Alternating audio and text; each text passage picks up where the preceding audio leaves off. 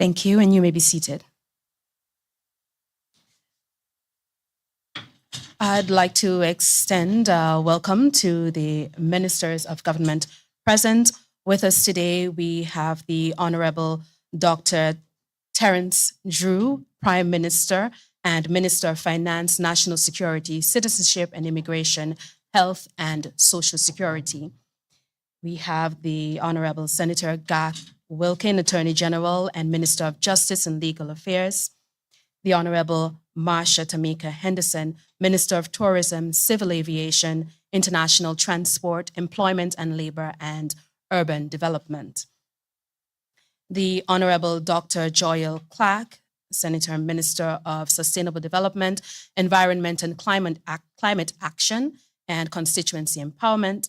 The Honorable Senator Iseline Felicity Phillip, Junior Minister of Youth Empowerment, Social Development and Gender Affairs, Aging and Disabilities. Unfortunately, the Deputy Prime Minister, Honorable Dr. Jeffrey Hanley, the Right Honorable Dr. Denzel Douglas, and Honorable Conris Maynard, they have currently traveled for work abroad. Oh, I'm so sorry. Let me also welcome the Honorable Samuel Duggins, sincere apologies, Minister of Agriculture, Fisheries, Marine Resources and Cooperatives, Small business, and Entrepreneurship, Sports and the Creative Economy, Entertainment and the Arts. Welcome. I'd like to welcome and thank the members of the media for accepting our invitation to participate in today's press conference and the public for joining us as well online. And without further ado, I wish to welcome the Prime Minister, Honorable Dr. Terrance Drew, to give his opening remarks before opening the floor to you, the media houses. The Prime Minister will share with you the recent developments within the Federation, regionally, and also internationally. Mr. Prime Minister.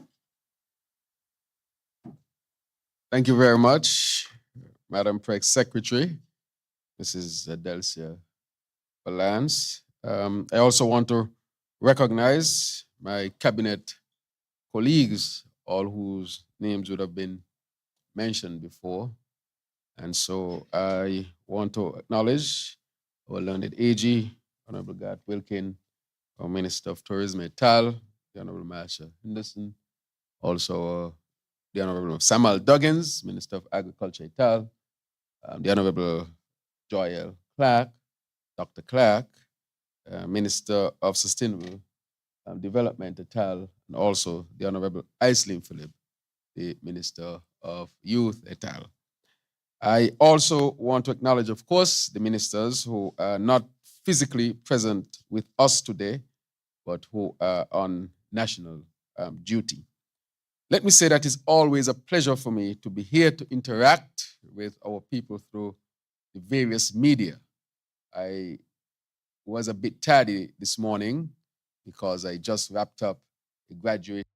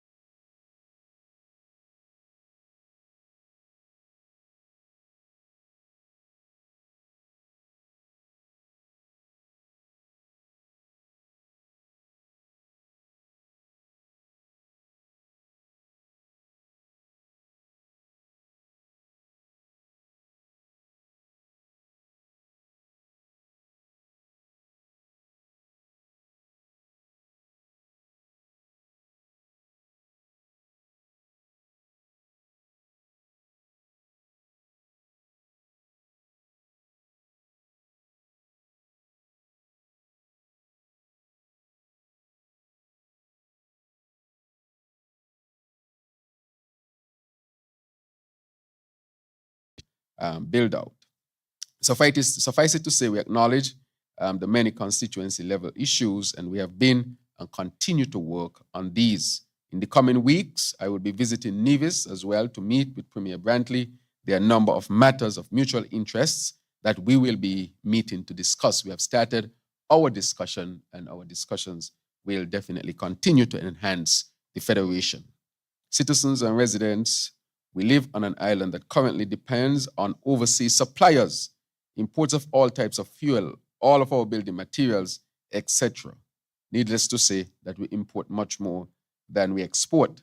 Therefore, it is also important for the government representatives who have ministries to engage our outside partners so that our voices are heard, we are seen, and the interests of our people of St. Kitts and Nevis are represented and considered. For the last 7 years, before we came into service as elected by the people, we have discovered that our relationships on the international scene would have been fractured in multiple ways.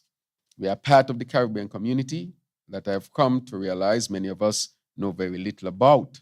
That is why, following the World Bank and IMF spring meetings held in Washington, D.C., held in April, I met with Premier Motley of Barbados, and we have agreed to strengthen relations between our two countries, and I expect to be in a position to make an announcement in this regard very shortly. The Republic of Suriname has vast amounts of water and vast amounts of farmlands, yet we have no trade with Suriname, a CARICOM member state that has offered land and water to our farmers. The Cooperative Republic of Guyana is, and I quote, poised to become the world's fourth largest offshore oil producer, placing it ahead of Qatar, the United States, Mexico, and Norway. And that also, Guyana is also part of the CARICOM. Trinidad and Tobago is manufacturing instant food. Dominica is in the advanced stages of developing geothermal electricity, geothermal electricity plant, something that we are pursuing here in the Federation as well.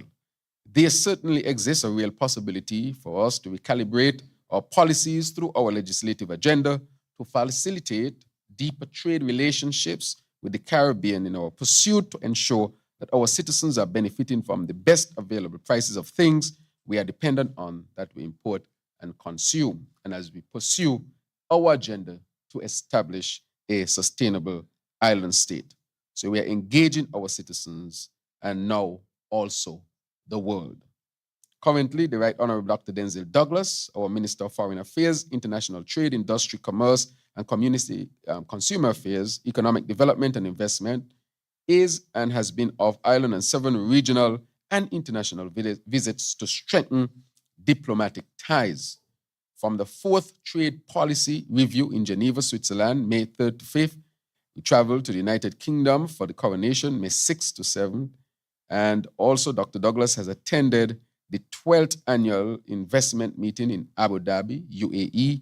Then he attended the 9th Summit of the Association of Caribbean States, ACS, in Guatemala, and is currently wrapping up a trip to Jamaica for the 26th meeting of the Council of Foreign and Community Relations and the 11th UK Caribbean Forum, May 16th to 18th. The Honorable Convis Maynard, our Minister of Public Infrastructure, Energy and Utilities, Domestic Transport, Information, Communication, TAL, and Post, is also overseas attending a meeting with his regional colleagues and digital transformation stakeholders at the Digital Leadership in the Caribbean Executive Sessions taking place in Port of Spain, Trinidad and Tobago. My other cabinet colleagues are here with me today, and they will each provide an update as to their respective ministry. What is this saying? We are engaging the world. And each time we engage the world in our region, there are tangible benefits for our people. We have to reestablish our relationships to ensure that we have partnership to establish our sustainable island state. We cannot do it alone, but through partnerships, we can definitely achieve it. Just quickly, in the healthcare, you would have heard me mention that we are doing a number of critical things. The next thing that I want to announce is that we have started the HEARTS initiative, which is a World Health Organization initiative, HEARTS, which means it's an initiative of heart health. Cardiovascular disease or heart disease is second cause of death in our federation. So we have cancers, we have cardiovascular disease, which include strokes and heart disease. So cancer, we are taking care of that. Heart disease and also strokes, along with other things. So we are attacking those diseases that are affecting our people so that we can live happier and healthier lives. And we will institute this. Of course, we are working on securing validated blood pressure kits, EKG machines.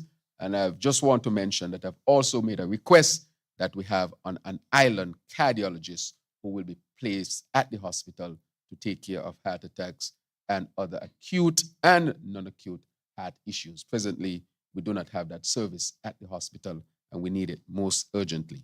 We'll also procuring an echocardiogram, that is ultrasound of the heart. We are seeking to have Holter monitors to monitor the rhythms of the heart.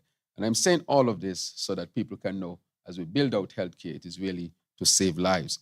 I also want to mention that we will also be having our renal transplant specialist, Dr. Nadi S. Hakim, who I met with the MPs who are representing us in the UK Parliament when I was in the UK. That is why these travels are important. He's a specialist in surgery who started the first pancreas transplant program in the southeast of England and pioneered the finger-assisted nephrectomy. Nephrectomy is taking out the kidney technique for streamlining kidney transplants. He has published over 200 reviewed papers and has written and edited 24 books in the field of surgery and transplantation. Dr. Hakim will arrive in St. Kitts and Nevis from London on Saturday, June 3rd to finalize the arrangements. We are serious about kidney transplant. Just as I told you before, I was going to bring in another cadre of specialists, including neurologists and a surgeon from Harvard University who are presently working here. We will extend the quality of service, and I will travel where I have to travel to get the best to come here to establish the best. We've also had good some donations from the Republic of China, Taiwan, who donated a number of equipment that would be necessary. We also had a donation from Mr. Leo Estridge in collaboration with Mr. Austin Edinburgh and Mr. Garrett Payne in the delivery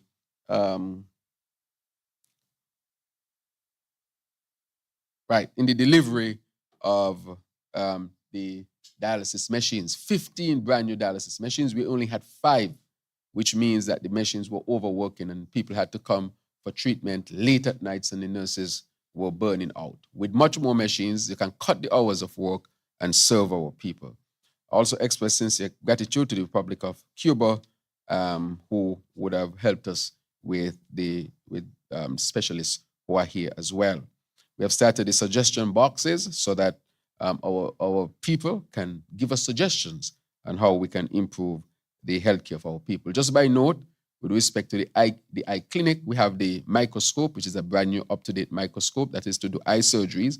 We have started some other eye surgeries, and we'll start the deeper eye surgeries, cataract and so forth, in very short order.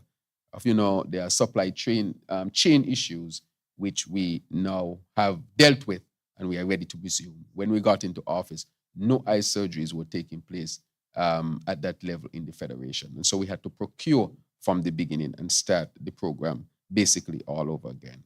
And so I also want to say from the national security standpoint, we are making significant changes. For example, the Alternative Lifestyle Program, we are revamping that, and we'll make an announcement very soon as to what we'll do with that. The Explorers Club, we are also going to strengthen that and invest more in the Explorers Club, because we think that is a club that, of course, form part of the whole initiative to make sure that we deal with a multi-pronged approach when it comes to security of our country. And as you know, St. Kitts and Nevis will be the leader of implementing what we call dealing with violence from a public health perspective. We have the experts here, Dr. Isben Williams. We are now building out the task force. We will implement that, and that will become, we hope, and we are pushing for it, the standard for the rest of the Caribbean. So we will lead on that in the CARICOM as well, and that is where we are positioning ourselves. With respect to the graduate finance program, I want to announce as well, as you know, we had brought the interest on student loan in the development bank down to 5% for new loans, and the freezing of interest during the years of study, a total number of 4 1/3 years, which means that if you go to development bank and take a loan, your parents don't have to pay any interest for you while you are studying. And as a result of that, it gives your family space. And when you come back, that interest will not accumulate. Before, that interest used to accumulate up to $15,000. Even before you start paying back your student loan, you had to clear that interest that you accumulated while you're studying if your parents were not in a position to cover it for you, or you were not in a position to cover it. So that is a big relief. And also having 5% interest loan means that you'll pay less monthly. And we have estimated that students will save about $100,000, up to $100,000 during the course of the loan repayment. But I want to announce today that come June 1st, existing student loans in the development bank will now be reduced to 5%. I think when we made the first announcement, I said we are going to come back and announce something else. And so students who are presently paying at 9%, from the 1st of June, you are encouraged to go to the development bank and have your interest reduced from 9% down to 5%. This will give students space to buy a home, invest in a business, so that they can get out of their parents' home. Many of them come back from study, and because of the high interest on loans and the interest they accumulated during the studies, they have to stay home until they're 40 plus. And so we want that when students go to study, they can quickly transition into independent living. After all, what you went to study for is to advance your life. We understand that. So that is another announcement I wanted to make today. So in conclusion, I am very proud of the advancements that my team and I have made thus far. We have much more exciting developments coming. We are serious when we say we are going to transform St. Kitts and Nevis into a sustainable island state. So we continue to work diligently to propel our federation towards, as I said, a sustainable island state. We pledge to provide better, and that is what we will continue to do. Before I wrap up, I want to remind us of where we came from when we took office. When we took office, we were running a deficit. Even though they were talking about surplus when we saw the number, we were running a deficit. The development bank was in shambles. The National Bank ran its first deficit, I think, in its history, and was not able to pay dividends for the first time. Tens of millions of dollars missing. The country under restriction, tourism under stress, economic growth stunted to some extent because of bad decisions. So we had to stabilize the banks. We had to stabilize Social Security, because Social Security was paying out much more than it was taking in, becoming unsustainable. We had to deal with the deficit. And we had to open up the country. And because we took so long to open the country, our growth, especially in the tourism sector, is lagging behind our OECS counterparts. And so some of the things that we wanted to implement from a fiscal standpoint, we had to delay them, because we first had to stop the bleed and save the economy. And now we have done that, or we are doing that. We will be able to roll out. This government is not a government of excuses. We state the facts, deal with them as they are, and we will deliver for our people. So just a reminder of what we met, and I've been repeating it, and what has caused some of the postponement. But I will dare say that when objective people look at what we have done, I think that they would recognize that we have done well in the short time, first of all, to save our economy, and then start to deliver in earnest for our people. Thank you very much.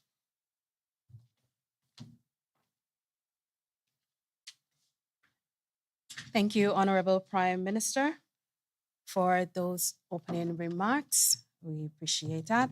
And at this point, we will open the floor to the members of the media to pose your questions. Please note that all questions will be geared towards the Prime Minister, and he will delegate accordingly. All questions, again, like I said, to be directed to the Prime Minister, who will delegate to the relevant officials to respond when necessary. When stepping forward, please be sure to state your names and the media house that you represent. I welcome the first media house with your questions.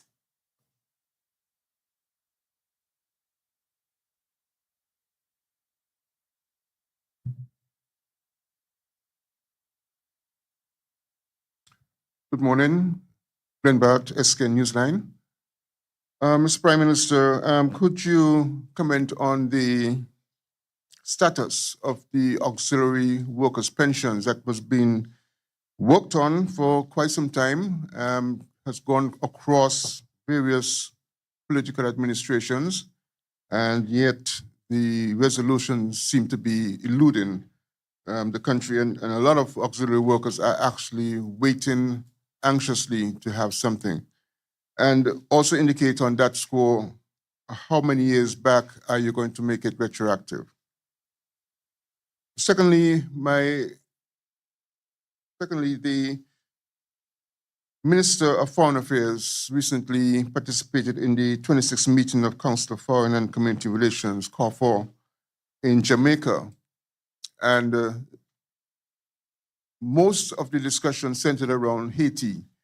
Can you tell us what is the situation from your vantage point and what CARICOM can do in relation to the Haiti situation, which seems to be getting way out of control now? And thirdly, for now, the land situation with regards to NHC. I know they were sorting out a lot of problems with the ownership of the land. What is the situation now with that? And if the situation has not been sorted out, how does that impact the current project that is being implemented with the Trinidadian company? Thank you very much, Mr. Bat. I will deal with the first two, and the third one pass on to the Honorable Dr. Joy L. Clark, Minister of Sustainable Development. When it comes to the pension, I have cabinet submission here for me. We looked at cabinet on May 11th. It was yesterday, sorry, right? It was written on May 11, 2023. We discussed it in Parliament yesterday. It says in cabinet, sorry. It says pay gratuity to GAEs with a minimum of 10 years of service using the long service calculation formula. What we found, Mr. Bat, that when we got this, a lot of people started to approach the administration and say, one man said, Dr. Joy, I work here long, and me going home with pittance. I said, what do you mean by that? He said, Dr. Joy, look what money they give me after working all these. Other members were also approached by persons who complained that they would have worked in the service for a long time. And when you look at what they were taking home as a gratuity, it was small. And they were disappointed. Some of them even refused to pick up their check. Because it's obvious that these people were hurting. One gentleman told me, Dr. Joe, if I had retired the year before, I would have gone home with 3 times as much. I stayed on to work for my government. Now they changed the policy. I'm going home with 1/3 less. That had to be painful. And so, Mr. Bat, this is a list. You have the list, of all the persons who were negatively affected by the government, but the last government who took bread out of these people's mouth. And these are the least paid in our service. I remember, when you look at this list, I see a name, Harlot Jedaron from Connery, for example. Can't get you money. because of a policy that was put in place in 2021. When you look at this list, I will count, but you can see dozens of persons are on this. And I want to announce today, the cabinet has shifted its policy. These persons now would receive a gratuity where we would use a different formula. And that formula would result in a significant increase in the amount that they will carry. We have estimated it to be around total $700,000-800,000 more dollars. So very shortly, these persons will be called total, sorry. And very shortly, the wish, right? And very shortly, they will be called and they will have their increase. Let me give you an example without calling a name.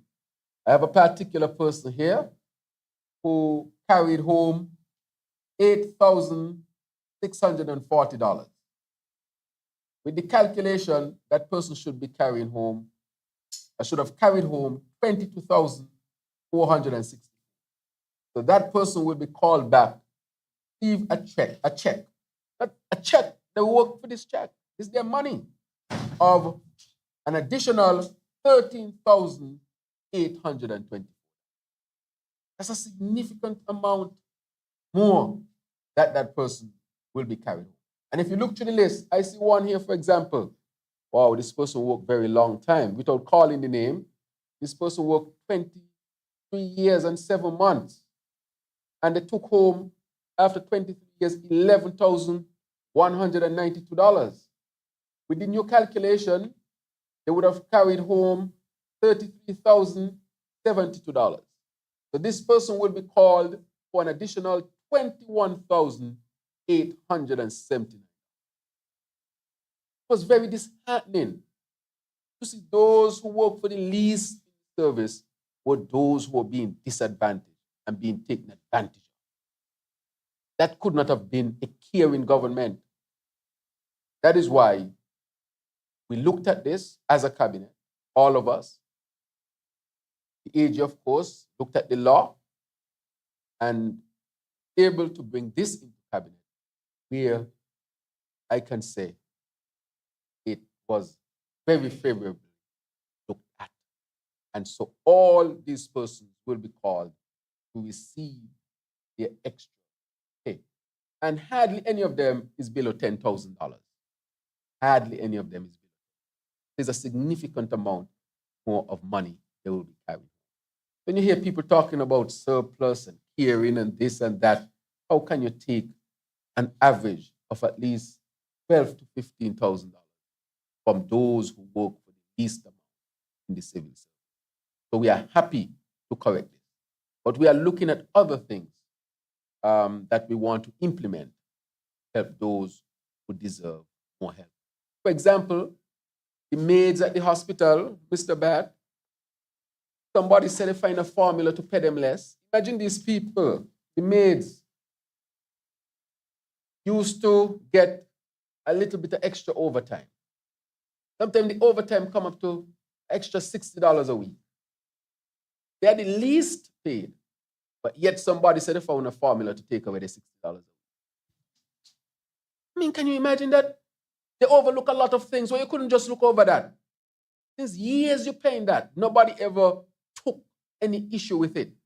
All of a sudden, maid working for an extra $60 a week on top of their minimum wage is a problem. An extra $60 a week for some people is a lot. A 60 extra bread, well, they cost $2 now. That 30 extra bread, or you can say you can buy 5 more bread, a couple extra tin of milk, some cheese, a couple extra egg, which means the child gonna get more protein, which means the child has a better chance of doing well in school. These things have ripple effect. And that is why we're also going to look at that. Because it seemed like there was some radar and those who work for the least to take away their benefits. And that is why this labor hearing administration will put those things back in place to benefit our workers. So these workers, I'm so happy for them. All of us are happy for them. that they will be receiving, on average, a check of about $12,000. It's a significant amount to receive at this time. They work for it. They're not asking for it. They're not begging it. They're saying, pay me what I work for. That is what we are seeking to implement, Mr. Bad. The other one you asked about was Haiti. When I came in and started my meetings with CARICOM, Haiti was always on the top of the agenda. And I had discussed it before that the agreement was to help to strengthen the security situation in Haiti by strengthening the police with support from Canada, United States, and so forth. However, we see that the situation continues to be difficult. We know that our honorary consul was, well, the father of our honorary consul was abducted in Haiti. I want to report, for those who don't know, he was released, went to the United States for checkup. His son came here. I spoke to his son. He told me that his dad, at least physically, was doing well. So I wanted to report that good news. However, it continues to be a challenge, and I'm waiting until the foreign minister comes and gives his report as to the new direction. But I'm going to be also discussing with CARICOM as to the new direction, because this was what was agreed to, and as far as I know, nothing else had changed as far as our position as a region is concerned. So I will wait for an update from the foreign minister who recently had discussion. And when it comes to the land, I would have the Honorable Joy Clark, Minister of Sustainable Development, deal with that. Good morning, and thank you, Prime Minister. Sir, can you be more specific as to the problem you're referring to with NHC land?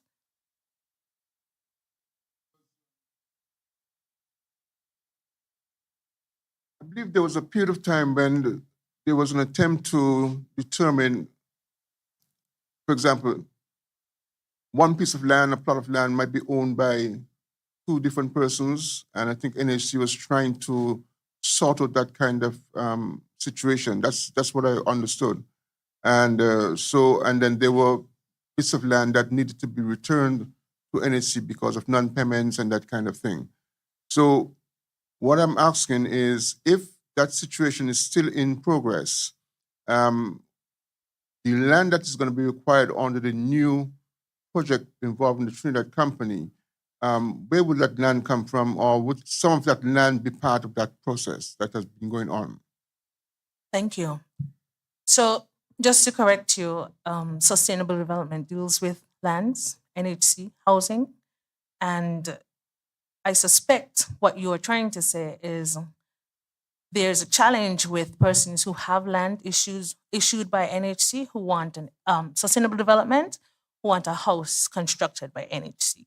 That's not a challenge because a couple months ago in the cabinet briefing, the CABSEC would have informed the nation that cabinet took a decision to just get rid of that unwritten policy that if you have land issued by sustainable development, that NHC could not build on your land. That doesn't exist anymore. So we are making it very easy for persons who want an NHC home, one of the 2,400 homes that we're now displaying in the NHC land fair going on right now, that you Housing. can get it. Housing fair, sorry. You can get your house constructed on land that you purchased from sustainable development. So maybe we would have to do a better job as a cabinet to ensure that the media has the information so that your questions are more informed. Additionally, as it relates to double booking and triple booking and challenges with titles, the NHC and sustainable and legal sat, and we recognize that some persons were waiting up to 4 years to get their titles. We now have about 6 developments, existing developments, where titles are being processed. But I would allow the Attorney General to speak more to that because we recognize whatever the management or lack of management was in the former administration, it kept a lot of young people stuck in processes in the bank, not being able to access a student loan because their mother didn't have a title to their land, or not being able to construct a house with a mortgage from the bank because their titles weren't issued to them. So we recognize that there's a need to expedite that and to put more resources into issuing the titles. As it relates to the other part of your assumption about lands and double booking and triple booking, that has absolutely nothing to do with NHC, nor does it have anything to do with the East Coast Development Company. I think that's what you're referencing when you said the Trinidad Company, East Coast House Development. They are going to have access to their lands, right? And they're going to build their homes. But when it comes to sustainable development, we, as we said in December, are taking our time to go through that revocation list that was left by the former administration, the double booking and triple booking problem that was left by the former administration. And we're looking to regularize access to land and to ensure that everybody who wants a piece of the rock can get a piece of the rock. But mind you, we only have so much land. St. Kitts is only so big. So we are really happy that NHC is pushing this housing initiative, housing revolution, so that persons who have been waiting for years to get piece of land could actually just move forward and access a house. So I'm really hoping that the responses have answered your questions, and I really do hope that we have a better rapport with the media so that we don't ask uninformed questions, because that also throws the public off, and then they have the impression that this new revolutionary housing program is tied up with land issues, which it is not. Thank you. Thank you, Minister Clark. I have two questions that came through virtually. The first question is, can we have an update on discussion surrounding the minimum wage? And the second question is the restructuring process related to PAP complete? If not, is the minister responsible for that at liberty to say when it will be completed? Right. Thank you very much. With respect to the minimum wage, the Minister of Labor is here, and I would allow the Honorable Marsha Henderson to deal with that question. The Minister Philip is also here, who can give some insight into the question of PAP. And the other minister, Minister Dr. Jeffrey Hanley, I think when he returns, can give even some more information with respect to that program. So, Rebel? Thank you, Mr. Prime Minister. Now, the work on the minimum wage started about 3 months ago when the cabinet took the decision to have the minimum wage advisory committee put in place. The committee comprised a number of stakeholders, including those from the union, the central bank, Social Security, trade, international trade, consumer affairs, the Chamber of Commerce, as well as the Ministry of Labor and Employment in St. Kitts, and on Nevis. The committee started its work and would have completed its work, I think, about a month ago, just maybe 2 weeks ago, and prepared a recommendation for the cabinet to consider. The matter has not been brought yet back to the cabinet, but a number of consultations are ongoing with the persons who are likely to be affected by this. We are wrapping up the consultations, and the cabinet is likely to consider the recommendation made by the advisory committee in a short space of time. And so for now, we can't say what the recommendation is, but what we can say is that, and if the Prime Minister would allow me to say that, there's a general consensus. Okay. There is a general consensus that the minimum wage should be increased, and the cabinet is likely to take that on board. So the work is practically completed, save and except for the consultations that are being wrapped up, and then the cabinet would be in a position to consider the recommendation made by the committee. What is important about this, and the minister has done tremendous work on this, a lot of work to consider. A decade almost, the GDP of St. Kitts and Nevis would have increased, and the minimum wage did not move. Again, those who work for the least are the least considered. A whole decade and not 1 cent increase in minimum wage. And in 2015, I ran in that election as well. We heard about a livable wage. Well, if you ain't move the minimum wage, how you gonna get to livable wage? Deceive the people. I was shocked when international monetary organizations were telling me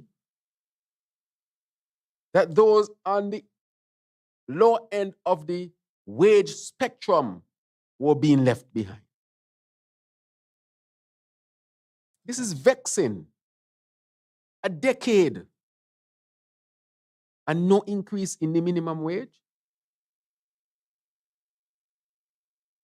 And a committee was in place, 2018, taking money from the maids at the hospital, minimum wage workers, taking money from the minimum wage workers when it came to the gratuity. The people who suffered the most were those who work for the least. And that is why this caring Labour government is moving so quickly. We are being told it's post-COVID. The economy is still a little bit difficult, made worse by the excessive restrictions that they held because they wanted to manipulate the conditions under which the elections were held. These things are coming out, they're clear. Read the IMF report. The IMF report said the reason why the economy bounced back is because the first decision made by this administration was to lift the restrictions on the 7th of August. These are facts. It's really hard to look at this minimum wage situation, a decade, and the least paid did not get a 1 cent, and they were promised a livable wage. This will not happen under Labour. I think there was a second question with respect to that. Can you just repeat the question so that I'm clear on?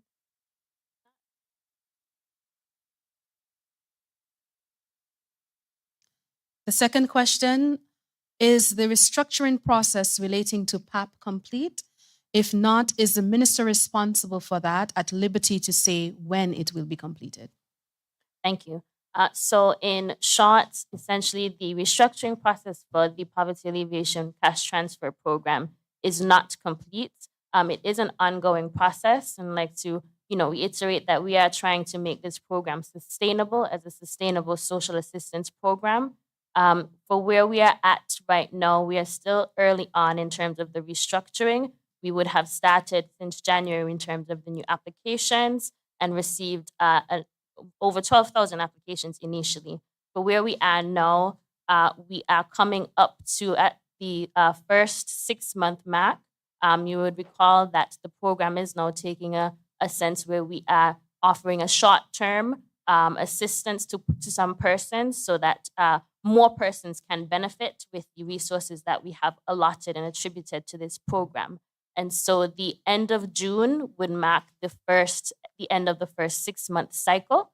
As we are going along and as we're executing the program, we recognize that there are some persons who have not been touched, and we are making an effort to see how we can have more persons who have not received added for consideration. And so the ministry is planning to potentially reopen the application so that persons who were not able to complete their application can do so, as well as we can consider persons who have not received.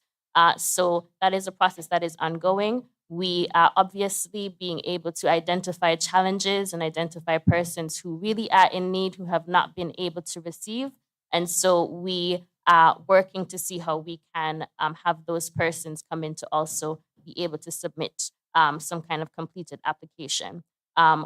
We, as part of the process in terms of the restructuring, we did mention that we have a case management process. So that that process has been successful in certain ways. We were able to support a small group of unemployed persons who were who've been beneficiaries to the program. Some of those persons have been able to find employment with the support of the case managers. And these persons would now be able to graduate off the program at this time, at the end of the first 6 months, so that we are then able to make room for other persons who have not received to be added. So the restructuring does continue, and we expect, of course, with other more sustainable areas for persons like the increase in minimum wage, eventually down the line, that the restructuring will continue as we continue to learn in the process, and see how we can meet the needs of persons. But of course, as I mentioned, the ministry is working to see how we can potentially reopen the application process so that persons who did not complete and any new persons can be considered to be added. And the addition for new persons or persons who haven't been able to receive yet would be from the July payment. That was when the next 6 months in the year would begin.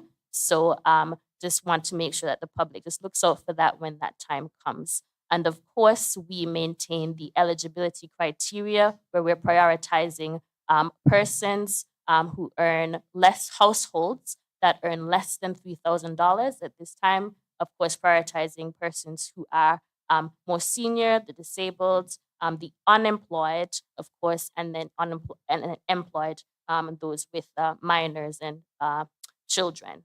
So that is what we have when the restructuring continues. But of course, we continue to see how we can meet the needs of those who are certainly most in need at this time. Let me say something, because the minister went into excellent depth about it. Presently, this is part of the social protection framework of our administration.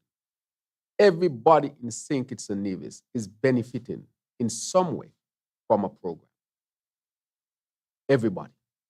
It is either, when you look at your electricity bill, there's an FVC, fuel variation charge, which is costing the government $7 million, sometimes $10 million a month. We have not passed that charge on or cost on to the people of St. Kitts. We understand that this is a post-COVID situation and people are still in transition. That's one. We still have, apart from the PAP, the Alternative Lifestyle Program, which continues. Fuel. Water is being heavily subsidized. Presently, we are buying water from Marriott because nothing was done for water over the last 7 years. When you add up all of these programs and the STEP, so when you add up all of these programs, it's at least $250 million. I want us to reflect on that number. Ask ourselves as a country, is this sustainable?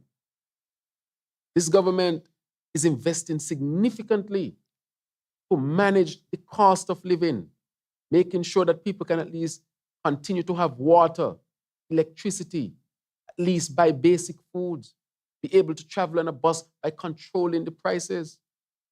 We have one of the lowest inflation rate in the whole of the OECS. It's probably the lowest. And it is such because we are investing $250 million. I mean, that's a lot of money. When we look at all of the protection that we are offering to the people here of St. Kitts. We have not abandoned the people. We will not abandon the people, even though we met an economy in deficit. National Bank, with its situation, very stabilized now. Development Bank, with its situation, tens of millions of dollars missing. Industries closing down. Tourism under pressure because of political manipulation. With all of that, we are still able to help our people to transition in this post-COVID. So the PAP is just a part of the overall social protection apparatus that we have here in St. Kitts. Thank you, Prime Minister Drew, Honorable Marsha Henderson, and Honorable Iselin Phillip for your responses.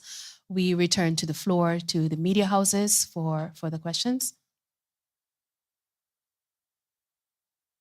Good morning to all. Shani Karbi here from ZIZ Broadcasting. Concerning the build out of the smart homes, some have expressed concern over the track record of the Trinidad and Tobago company that will be responsible for the new homes. With so little information available about this company, what assurance can you give about the quality of the homes that will be provided? And can we also get more information about the plans for a performing arts center? Thank you. All right. With respect to that, as you're speaking about the safeguards, I'll allow the Honorable Attorney General to handle that question. The second question was? The Performing Arts Academy. I would allow the Honorable Samuel to answer.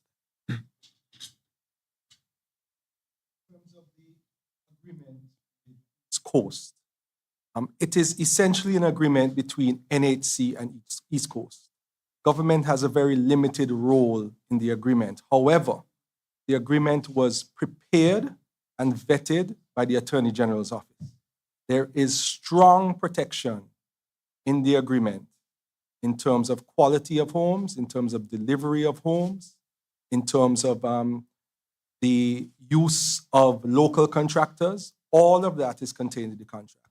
I feel certain that we have sufficient protections that will protect NHC, will protect the government, and will protect the homeowner built into the agreement. With any contract, there is always potential doubt as to whether the contractor can perform. Just because a contractor has built 10,000 homes or 5 homes in St. Kitts and they're building your home does not necessarily mean that they're going to build it in the proper way.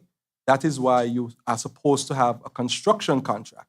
And in that construction contract, you're supposed to have a project manager.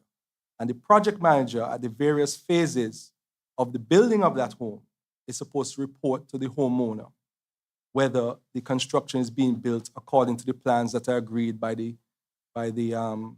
what's your board called? The Development Control and Planning Board. All of those provisions are in place, and they're even strengthened more because it's a 2,400 home project. So I can assure the people of St. Kitts and Nevis that we thoroughly vetted the contract and ensured that there's sufficient protection for homeowners, NHC, and the government.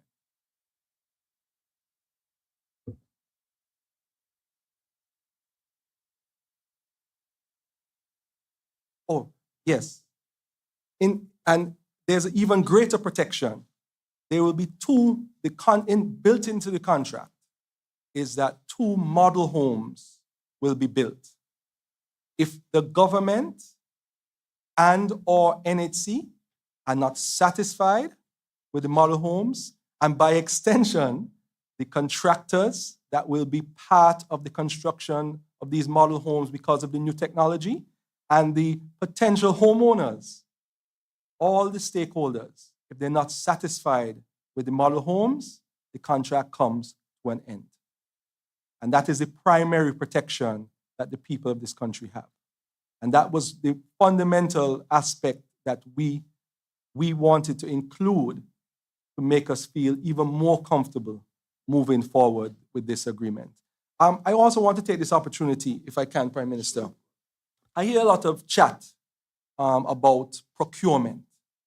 And I think it's important for the people of this country to understand what procurement is. In 2012, there was a Procurement Act passed.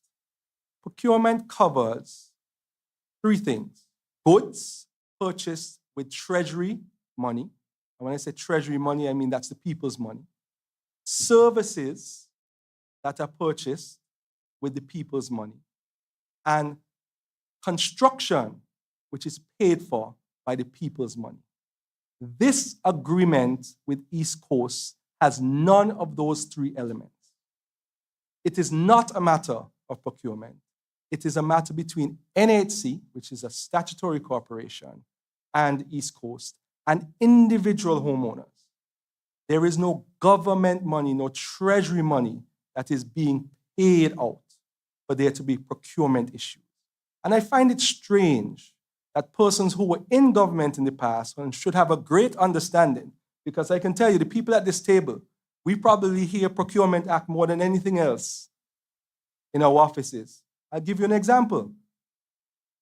The office wanted, and my PS is here so she could confirm, the fridge when I got into the office, the mini fridge, was not working. So the office had to procure a mini fridge. In order to procure the mini fridge, the office had to seek to get a quote from TDC, a quote from Hosfors, a quote from somewhere else, review the quotes, and then choose an option. And the whole point of that process is to ensure that Treasury money, the people's money, is being spent in the best way. That is how procurement works. So when, for example, the government wishes to build a training school for the police, the government then, the structure under the Procurement Act, sends out tenders and saying, these are the plans for the police training school. We want we're sending out a tender for contractors to submit how much it will cost for them to construct this building. When government money is being spent, that's how the process works. So then the tenders come in and the procurement board meets and they determine which contractor they're choosing to go with to build this building. That is how procurement works. This structure is not that type of structure. It is not taxpayers' money that is going. It is individuals who are buying these homes. NHC, who is not subject to the Procurement Act, who is facilitating these homes being built. And it just surprises me that there's references to Bastille High. Actually, I find it absurd, the comparison, because the Bastille High, whereby I think $21 million has been paid out to date by the people of this country. Not a thing is over there. What you said, to move dirt, Prime Minister? Move dirt. Manage dirt. That was Treasury money being paid out. No procurement. And the same people who facilitated and supervised that are the persons making noise about this project, which has nothing to do with procurement. And unfortunately, that's the society we live in. People like to make noise without knowing the facts. And that is why we come here in these meetings, to give everyone the facts. And I would hope that once everyone leaves here, they'll go to the housing fair so they could get even more facts. Because we're going to go there. Because the only way we can progress as a people is to start making decisions and start thinking in relation to facts and not emotion, not sensationalism, not political maneuvering and propaganda, but being a people who try to get the facts before they comment. And it is our job to try and give you the facts. I just wanted to make that point, even though it's ancillary to your question. Yes, pleasant morning to all. As the minister responsible for the creative economy, I would like to shed some light on the Creative Arts Center. And the Creative Arts Center, we know, would have been a long-standing issue.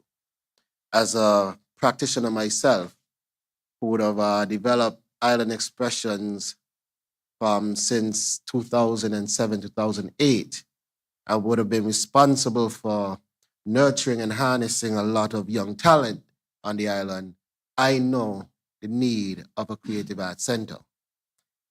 Coming into office, I had the privilege of bringing that to the fore and having discussions with the Prime Minister about the Creative Arts Center. And we are now at a place where we are ready to see that come to life. I had a trip earlier this year to where I met developers who have agreed to build that Creative Arts Center and fund it. That process is ongoing. You would recognize that any type of construction process has a number of parts that one must consider. Building board and planning must be involved. And I understand that those plans are going through the due process to be completed there as well. Also, the whole technical design, and because it is external investors, we had to get our investment agency involved. And so we are just finalizing those processes. And I had the assurance in a conversation I had earlier this week with the Prime Minister that that process should be concluded in a matter of a week or two, and then we should be moving out to unveiling the plans to the general public and hopefully getting to breaking ground for construction sometime within this year, 2023. And so I'm pleased to announce that all goes well. St. Kitts and Nevis will see a creative arts center being constructed, that beginning phase starting 2023 this year. And I hope that answers your question. Thank you. Thank you, Honorable AG and Honorable Minister Duggins, for your responses.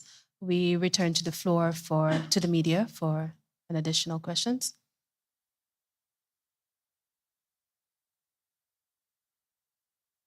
Good morning, Lashan Dixon, St. Kitts News Observer. My first question related to the housing program as well, just seeking some clarifications.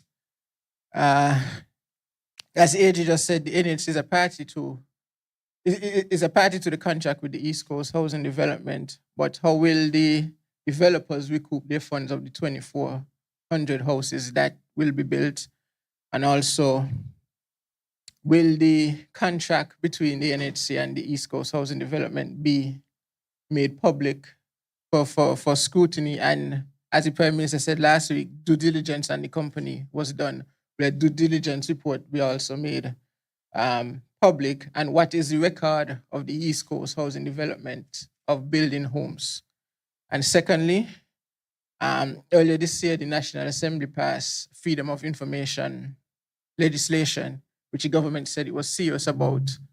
But while the legislation is not fully operational as yet, in the spirit of the legislation, the Observer and the Nation are still seeking the numbers as to the certificates of registrations the Prime Minister has signed since taking office, and also the total number of passports sold under the CBI program. Thank you.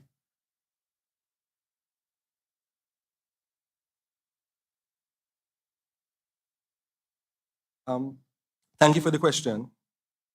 The first question was in relation to the East Coast Agreement, whether the public can scrutinize the contract. In the Freedom of Information Act, which was referred to in the latter part of your question, there are certain exceptions as to what the public can access. And certainly, if a private entity, a private commercial entity, is entering into an agreement, there are certain trade secrets that are contained in that agreement that should not be made public so that their competitors can know about what their secrets are.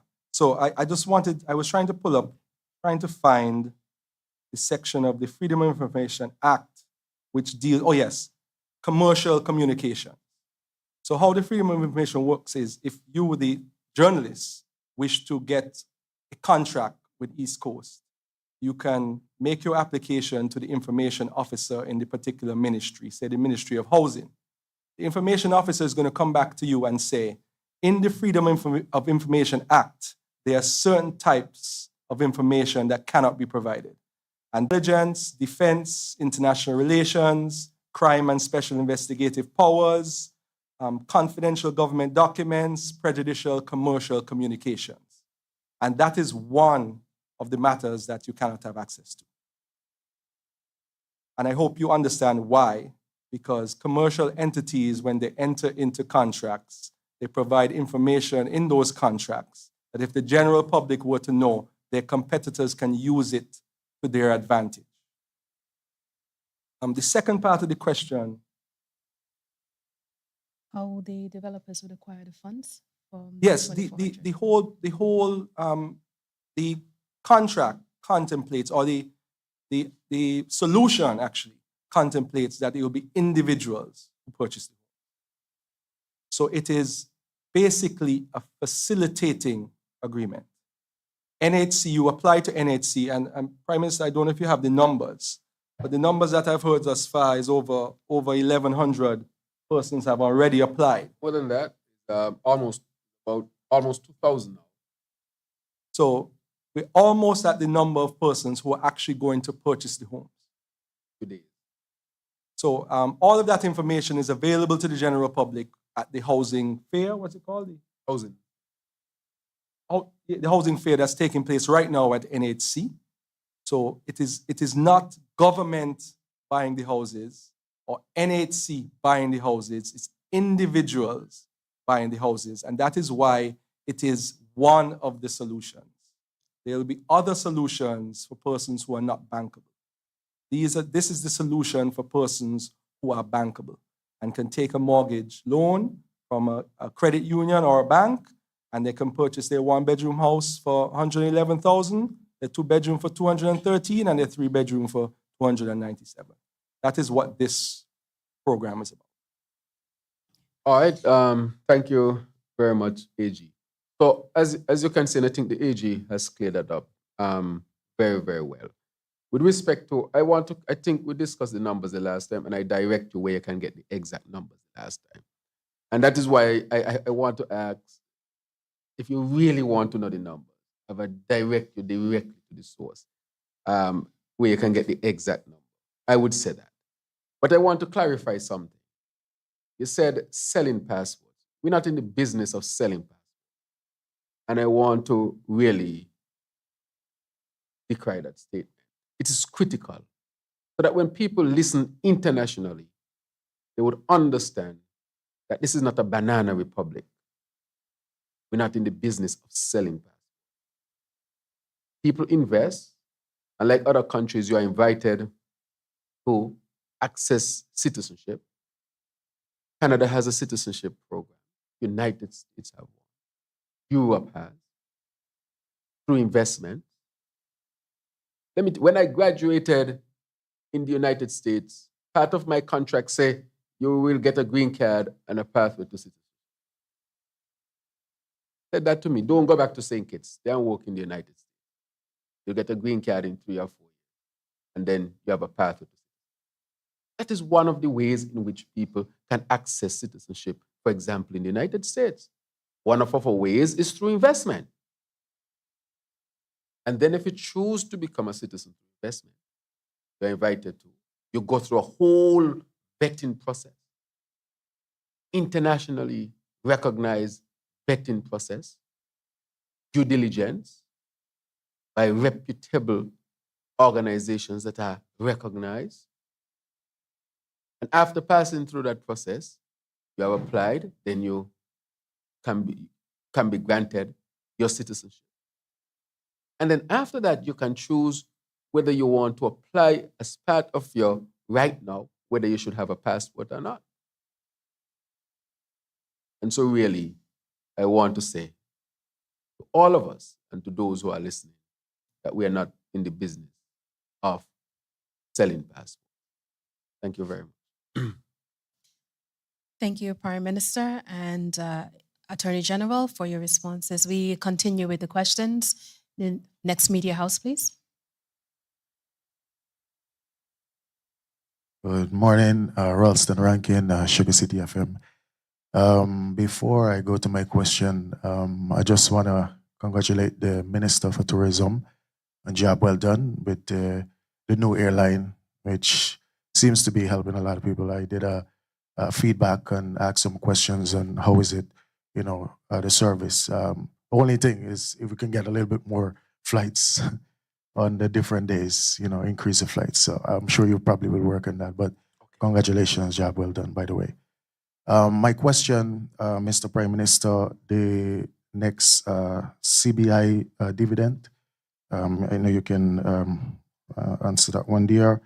And also the next question, okay, VAT was introduced to assist in meeting of financial obligations to the IMF. So now that the IMF loan was duly paid off, why are the citizens still subjected to this tax payment? So that's my question. All right. Just to clear up on the CBI dividend, we know what a dividend is, and I think I explained it clearly. That is why we want our people to become financially literate. And we are going to start financial literacy at the school level and for our adult population to also have access. For those people who have shares in any company, you are paid a dividend based on how the company. So it is not something that has to be guaranteed, evaluated. The company, for example, National Bank, under the last administration, suffered a loss in 2022. Hence, at the AGM, at the end of year, National Bank, for the first time in its history, could not pay dividend. So what we do is that we look and see what the state is based on when we pay out for all these social programs and so forth, and we see what might be available, and then from there comes a dividend if we have sufficient. But that is how a dividend works. After you would have taken care of business, what is there, how much you made, and how can you divide that excess. So it depends on that. And so we continually assess that and determine when would be appropriate time to pay a dividend. And that is how a dividend is actually managed. With respect to the VAT, I don't think that the VAT was introduced mainly to pay back IMF. The VAT was introduced as a program to manage how we handle tax, get rid of a lot of other types of taxes and brought them into one thing called the VAT. We are looking at the VAT closely because when the fiscal space allows us, and I have asked the IMF to help us to do an in-depth study of our tax regime. I have seen a preliminary report. They are finalizing the report, which they will send to see what will be the best tax regime, especially in terms of rate that we can have. One of our aims that we mentioned in the manifesto was that we want to reduce the VAT from 17 down to 13% and lower if we can. However, when you enter into a government with Development Bank on the ropes, National Bank first deficit in its history, deficit in the government budget, country under restrictions, and we are slumping. The first order of action is to stop the bleed. Just stop the bleed. And we have moved to stop the bleed and to stabilize the economy and to put the economy back on a stable, positive path. We have significant challenges because a lot of the other sectors were neglected. We were almost becoming dependent on one sector only, which is the CBI sector. We should have learned that we should never depend on one sector because tourism, we know when a hurricane hits, can be affected.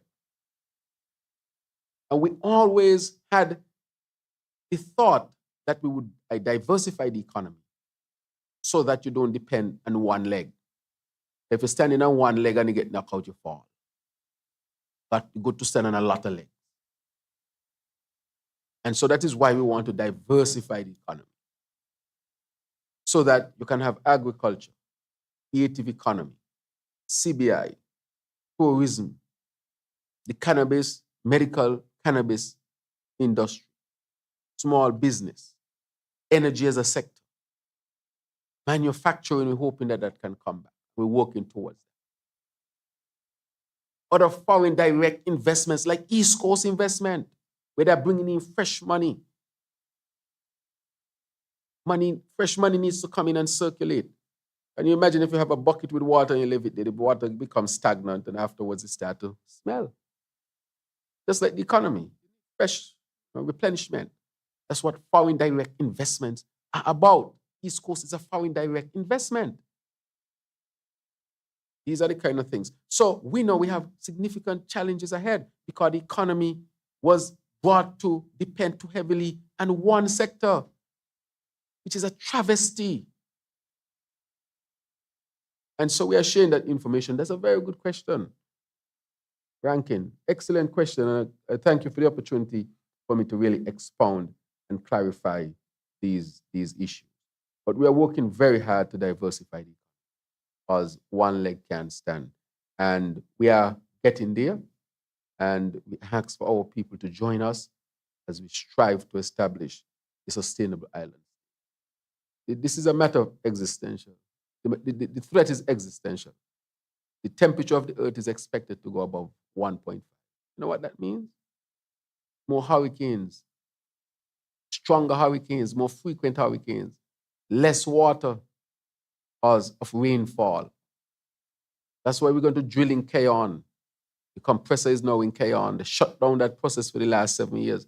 That's why we're now going to sign to build a desal plant, 3 million gallons. We're not looking for excuses. Wherever there are challenges, we are stepping up to the plate, but our people need to know where we are at.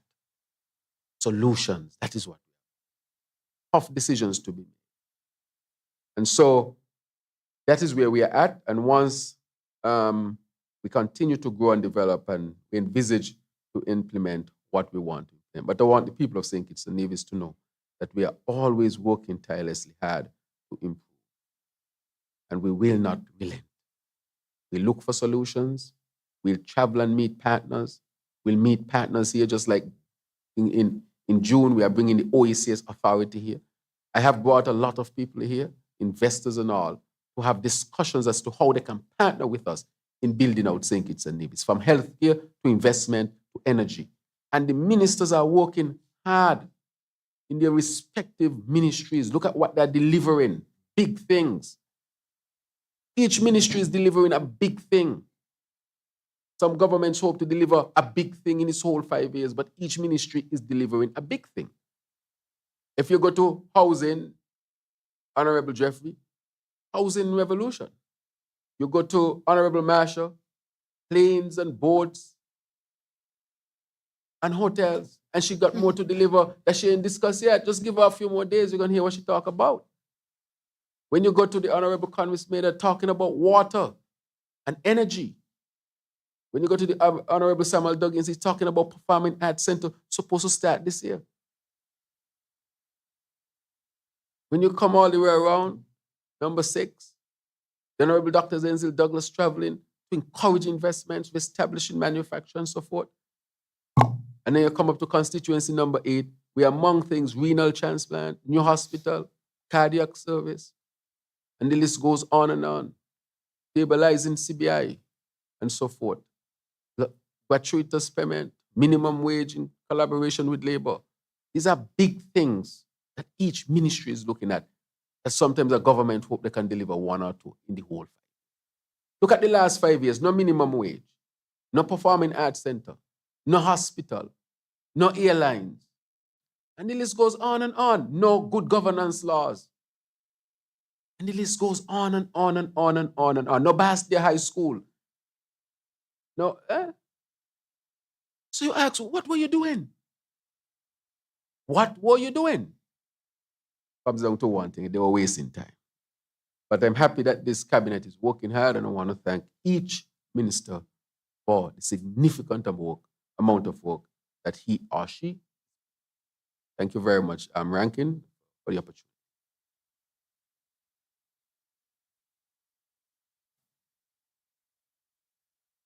So if there are no other questions, maybe you can give the ministers a chance just to highlight quickly what they're Yes. doing in their various ministries. Oh, I Mr. think we have one last media house willing to pose a question. Or we'll make room for 2. I see Mr. Bart has a question as well. Okay. Well, we're updating, they can ask. Good morning, everyone. Kevin Brown, WINNFM. Has the UN communicated its assessment on the Cameroonian situation? Can we get an update on that? And how on track is the Federation in reducing the food import bill by 25% by 2025? Do we have any figures for how much it was reduced in 2022 or any projections for 2023? Thank you. Thank you very, very much. With respect to the Cameroonians, our African brothers and sisters who came here under the circumstances that we know, I would say that they are here in St. Kitts and Nevis. They're at the St. Peter's Community Center at this point. we have asked the UN to intervene. The UN has intervened, and the UN started its assessment last week. And as a result, we are waiting for the UN final report. So we have not received that final report. However, I would continue to say that these are our African brothers and sisters, one way or the other. And I would say to our people, when we look at other countries, let's say they're entering some other country, and we see sometimes because of their skin color, they're being treated a particular way. We have to be cognizant of that. I will not be recorded as a prime minister of this country who discriminate against people because of that. Far from the truth. I know it was not asked, but I want to register. They'll be treated with respect and humanity. However, I understand that we have to respect our laws. But respecting our laws does not mean treat people inhumanely. Came here under tragic circumstances. Their boat capsized. 16 died. We have 3 bodies here presently, where I'm trying to seek what is their religious status if they are not claimed by anybody at all. If they are Muslims, we'll give them a Muslim funeral. We'll have to bring in an imam or somebody of that stature who can carry out those religious rites. So we respect them down to the very last. If they are Christians, then we are Christian society. If they are African traditional religion, it might be difficult to get somebody who does that, but we'll intern them humane. So we are waiting on the UN report with respect to what will be our final. But I met with them. They are well-educated people. They are teachers, IT specialists, lawyers, and so forth. Most of them speak 2 languages, French and English. And I think that they're educated. I had enough, conversation was long enough for me that they're well-educated. They seem like they come from maybe the middle class of Cameroon mainly, who had the opportunity to go to university and so forth, but because of the circumstances, they were heading elsewhere. As you know, they came here by accident. Nonetheless, we are going to cooperate with the UN in terms of determining what will be the final situation. So that is where. Was another Food question? and import bill? Yes, I would allow the Honorable Minister of Agriculture to touch on that. Yes, thank you for the opportunity again to update the general public on the works that would be happening in the Ministry of Agriculture and its various departments. Now, in 2020 it was, CARICOM would have adopted the 25 by 25 agenda. And in 2022, 3 days after I would have taken office, I had a chance to visit Trinidad, where we had discussions about that agenda and our input into that agenda. The sad thing is you recognize you wouldn't have heard about that agenda before 2022. And I find that to be a travesty because it means then that we had really no buy-in from St. Kitts Nevis into the CARICOM's agenda. In fact, when I got to Trinidad, it was interesting because they said that I'm the first Minister of Agriculture that they would have met from St. Kitts. Wow. And it tells you what really was happening. However, I'm confident to say that we have since then spent some time analyzing the data, because with anything, you have to know where you are, where you've been, to construct properly where you're going. And in analyzing the data, we see a clear path forward for us to be a success story in that 25 by 25 agenda.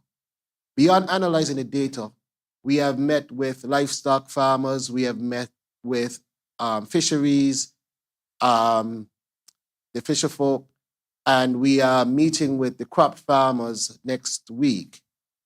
And our plan coming out of those meetings will be to collate all that data, properly fashion the entire way forward, which we will launch in July. Just to give an outlook though, beyond all of that, we have signed an MOU with Evergreen in collaboration with the African Export-Import Bank, yes, for a fish farm and processing facility, which is destined to be one of the largest of its kind in the region. And that will increase our productivity substantially. We've also, which should be launched in another few weeks, had the support of the government of the Republic of China and Taiwan for a hatchery, which will also increase our ability and improve our capacity in the area of poultry, and which would again help us to reduce imports. We are also launching our greenhouse villages and that concept. And again, we plan to break ground on that in July. Along with that, we are now instituting a drought resilience project, considering where we are currently. We are suffering one of the worst droughts in the last 20 to 30 years, and that is impacting our agriculture sector. I met with the Prime Minister last week, and we met with Finance and the Water Department to bring all stakeholders together to ensure that we bring a proper and sustainable approach to drought management. And so once we would have completed this series of meetings to hear directly from the persons on the ground, their own grievances and their own ideas, we want to put a very comprehensive plan, which we will highlight and launch this coming July. So I could tell you, I am very optimistic. The data shows that we have a clear path forward to being a success story. But we want to make sure that all stakeholders have a vested input in what we're putting forward and not have it just based on internal data or past history. We want every single stone to be unturned so that we know we are making the best decisions to move the sector forward. But I am hopeful, I am positive, and I can tell you almost with assurance that St. Kitts will stand tall when it comes to that 2025 by 25 agenda as one of the main success stories in CARICOM. Thanks. Thank you, Minister Duggins. I will allow for Mr. Bat to ask his final question, and that can be tied into the closing remarks for each minister. Okay, thank you very much. Just two questions, actually. First, we have been asked by bus drivers if is there any chance or any raise to the bus fares coming in the near future. That's one. Secondly, for the Minister of Tourism, can you address whether it is possible or not, given the current circumstances, to double the amount of tourists that we have arriving from the UK or from European destinations? Any plans for further growth there? Go ahead, Minister. Thank you, Mr. Bat. The overall strategy for right now, as it relates to visitors from the UK, our biggest source market is actually in the US, with the second market coming from the region, and sometimes it's between Canada and the UK.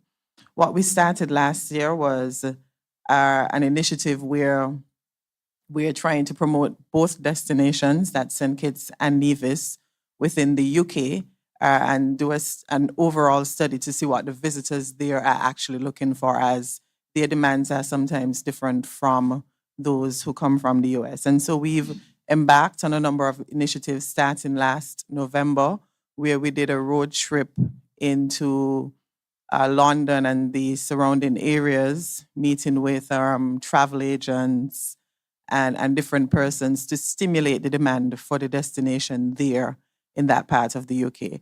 And we're hoping that would translate into stayover visitors. So we've had influencers as well from there who've been working with us in tourism to, sell the destination. And so we are hoping to get a lot more visitors. Apparently, the numbers in Nevis, the UK visitors have a bigger interest in Nevis as a destination. Looking at the demographics, I think it's a much older set of persons, old like me, of course. I don't mean old, middle-aged persons who come from the UK and show an interest for Nevis. And so we're working on a strategy to stimulate demand for the UK visitors, including, of course, airlift. And that is a challenge. And when we met with British Airways, they informed us that there was an arrangement whereby, because there's a double hop from Antigua and then into St. Kitts, previously, most of the passengers on BA were going to Antigua. But what they reported to us is that a number of the seats, if not 3/4 of the seats, were being taken up by visitors coming to St. Kitts. So it's showing that the work that we're putting in there is, we're getting some success there as well. So we will continue our efforts. We have plans for later this year to go into the UK market again. We have our influencers there. We actually have a team that works there in the UK as well. And so we're hopeful, and we're also working on the issues as it relates to airlift beyond the British Airways once we can get the numbers as well to bring more visitors from the UK. We're doing that as well in the Canadian market. And we're looking at new source markets, including, I think, Italy and those in the Mediterranean, where we're seeing a lot of cruise passengers expressing an interest in coming back. So a lot of those persons coming on the European lines are expressing the interest. And that is what we do with cruise tourism. You come for a day, we sell the destination, hoping that you will come back and stay over. And so we're seeing some success with this strategy as well. So if Mr. PM, if I can just wrap up my, Yes, of course. my area. Following up on the issue of airlift, I think it was Rankin, when he spoke of the flights, the Inter-Caribbean flight that was recently launched. It was the 30-seater. And since the inception, since we've launched it, it has come full every single day. And we have the flight 3 days per week. And every single time the flight is filled to capacity with people not being able to get on. And so what we've done, coming next week, we're going to increase the flight to a 50-seater. I think that is called the ATR, whereby more persons would get the opportunity as the demand is there. And we've not been able, and so we have good news. We've not actually spent $1 on the MRG that's in place with Inter-Caribbean. We have some other news that we will be coming with later on, but we continue our efforts to improve airlift to the destination, both regionally and internationally. We would have the announcement as it relates to additional lift regionally and additional lifts internationally within maybe another month or two. The strategy as it relates to airlift also helps with stay over. The reason that we are behind, and when I say behind, not where we want to be, because the numbers have shown that airlift, stay over would have increased, stay over visitors increased when you do the comparison from 2019 and 2023, we would have seen an increase in stay over visitors during the months of January, February, and March, when we did that analysis last month. But where we are in terms of getting more stay over visitors has a lot to do with our airlift and our challenges with airlift. It also has to do with lack of not having enough room stock. And so we continue on our strategy to get investors and partners with us in the industry in the building of additional hotels so that we can improve our room stock. So we have our Minister of Economic Development and our Prime Minister working along with us in the ministry to get investors who will come and build the hotels. So it's a twofold thing. You work on airlift and you work on your room stock to help with stayovers. As it relates to preparation of the upcoming music festival, we are ahead of schedule. I'm happy to report that we are ahead of schedule. In fact, this morning, just before I came here, we had a meeting with our sponsors, a corporate partnership breakfast. We have a number of stakeholders who have come on board and are partnering with us for the music festival. We introduced the logistics committee this year, who is helping with the management of the overall festival.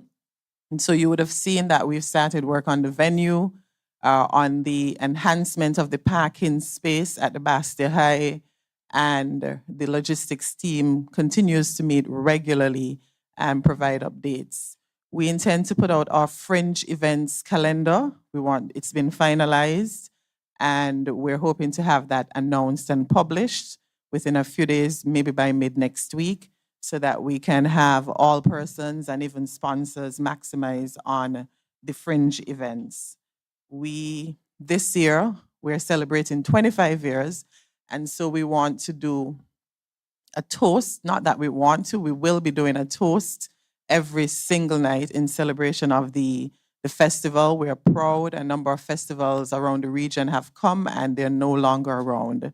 And so our festival, just like our people, we're resilient and we've reached a milestone. And so this year for the 25th anniversary, we will be doing a toast sponsored by 3 different corporate sponsors, whereby we would have a 45, and you would hear more about it, but we would have a 45-minute line session as a part of the overall production, which would be like a party atmosphere. So we'd have fireworks, confetti, and a toast to the St. Kitts Music Festival with our DJ. We have the return of the gospel element as well.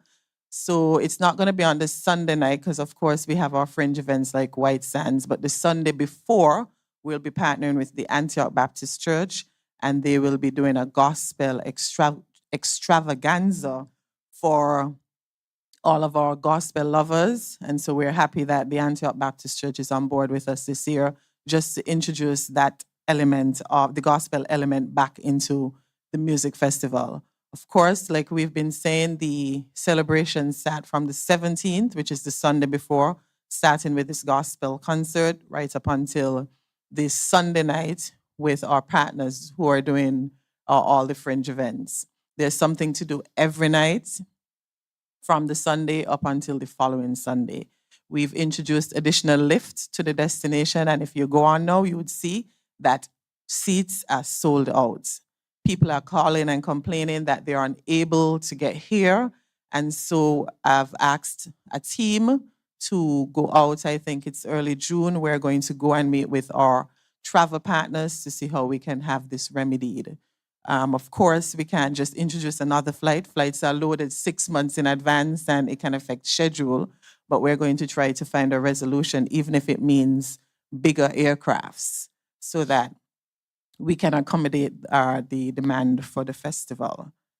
The 420 space, which was very controversial, that is still ongoing. And when I say 420, overall, it's really a space for smokers.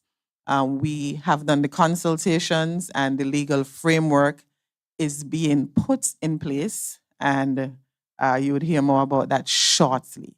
But what it means, smokers, whether it's cigarettes, cannabis, cigars, vape, whatever legal substance you smoke, there would be a prescribed space at the music festival for you, for all those persons.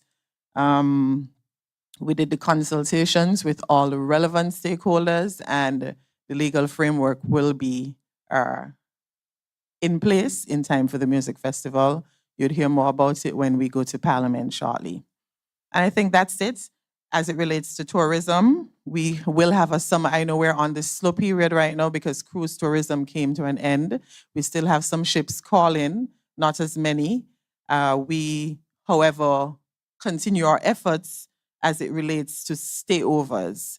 We have a summer of fun lined up, starting with the music festival, where we'll be partnering with this Nevis as well as the destination. We have Nevis Culturama, we have the Nevis Mango Festival, we have the St. Kitts Restaurant Week, we have CPL. So notwithstanding cruise tourism, oh yes, and we have football, CONCACAF, hosting a cup here as well. So notwithstanding cruise tourism, we are on the slow season in tourism. We want to ensure that we still have people coming to the destination so that, economic activity continues. And so we have a summer of fun. And like I said, we have additional lift as well for this season. So look out, those of you, our stakeholders, our partners, see where you fit in. And the hoteliers, restaurateurs, those on the beach, taxi and tour operators, you would still have an opportunity notwithstanding the slow season. As it relates to labor and employment, as I said earlier, we've wrapped up our work on the minimum wage and the tripartite committee has met. We will continue, we're meeting actually to complete the comprehensive review of all the labor laws as has been happening for a number of years. We're hoping to go straight into social security reform, which falls in tandem with, of course, the minimum wage, the increase in the minimum wage. So I think that's it for us in terms of announcements that we can make now. There are other things happening, as the Prime Minister would have said, but those things you would be advised of as time goes by. Thank you very much. I think we can continue that. Okay. All right, so then I guess that means I'm next. Yes, as a minister, I've been gifted some really interesting ministries which I have been in love with all my life.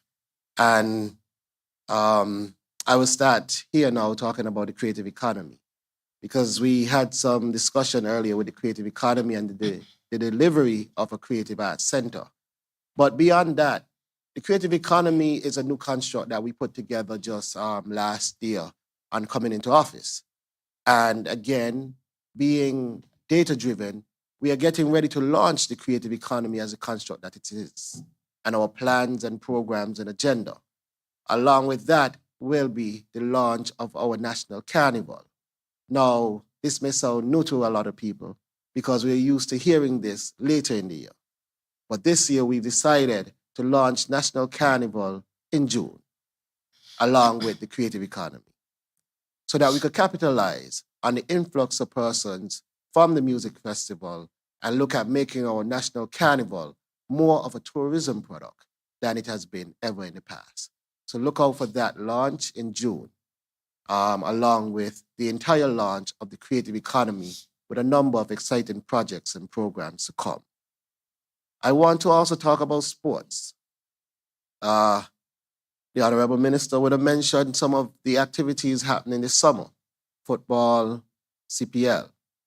But we want to also assure you that the condition that we met our sporting facilities in, when you look at all the posts that we saw on social media concerning the Kim Collins Stadium, it was disheartening. But when one considers that this has been an accumulation of neglect for over 7 years, we recognize that it is time now to change course. And I'm happy to tell you that we are ready and prepared to have the work done again, starting next month, June, to revitalize the Kim Collins Stadium. It will be done in phases, and we will be fixing everything from the buildings to the track. Track alone, when we received the report from Mondo, was upward of $2 million. So we understand the type of expense that neglect can cause to our government and people. And we have been looking at ways that we can assure ourselves that we are able to get that done before the next athletic season. So hopefully building some new construction there as well, and the track will be ready for 2024. And I think that is something that we're proud of. Again, talking about our stadiums, Warner Park Football Stadium would have been out of commission for some months again due to neglect. I'm also happy to note that coming next week, the light matter with Warner Park will be resolved, and there shall be light in the park again. Yes. And so you see, you have a government that's very hard at work for the benefit of our people. And I don't want to leave out the rest of the stadiums around the country. Honorable Prime Minister, I know you'll be getting a new football stadium in Connery. Thank you. And I am pleased to announce that that will be delivered, as well as some upgrade to your cricket stadium as well. So your people should be quite happy. Honorable Senator, down in St. Paul's, we would have had some conditions. We are coming to those. And a number of other stadiums around the country, we will be doing some upgrades and making sure that they're fit for play for our young sport talent that we have developing. And because I don't want to take up all the time, because we could go on for days talking about the work being done, I want to move on from there. I think I would have discussed agriculture somewhat, so I wouldn't go back into that too much right now. Safe to say that the fisheries area, we have done some work on Old Road, we have done some work on Bastia, and we are moving into the Date Bay fisheries area over the next coming months to ensure that they have the facilities required to make sure that they could deliver on fish for our people. Sandy Point is another area of consideration that should be next after Date Bay. And as I move into small business, I want to say to you now, please, if you're a small business owner, go and register with the Ministry of Small Business. That ministry was created to guide a process for small business development in this country so that we can help to streamline our business people into a way that they could grow from small to medium, medium to large businesses. And so that ministry, while not officially launched as yet because there's still some development processes, we do have a functioning ministry and you can go and register. I am also happy to say that there is some facilitation with a soft loan with the development bank. I understand that there was quick take up of the first tranche of monies, and our wonderful Minister of Finance has assured me that a new tranche has been placed there for our business people. So register with the Small Business Ministry. Get involved in these loans. Get your businesses up and running, because the small business sector will be the driving force of this economy come 2023, 2024, and beyond. But we have to get it right. We have to make sure that you're properly trained. We have to make sure that you're properly compliant with all the different areas of our society. And we have to make sure that we come together so that one could help the other and have a vibrant sector of small businesses.